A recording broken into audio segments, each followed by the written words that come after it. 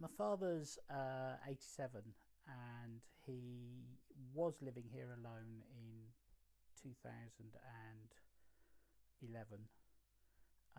My mother died in 2009, and I think, in fairness, he was fairly lonely when he started responding to the scam mail. 48,000.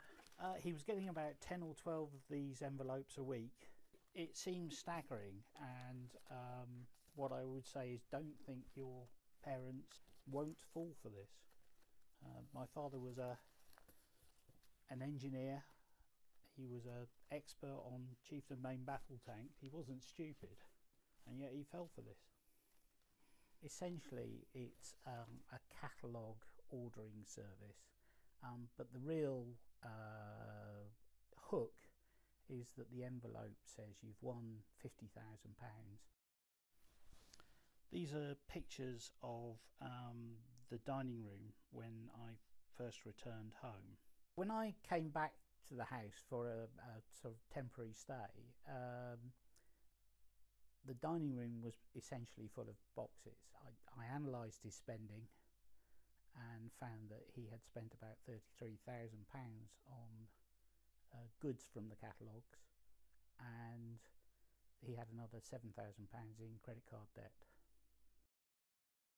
My parents supported a number of charities very keenly, and what transpired, in short, is that his generosity to the charities had led him to lodging data with them, and they had sold that data on, and they were indiscriminate about where that data went.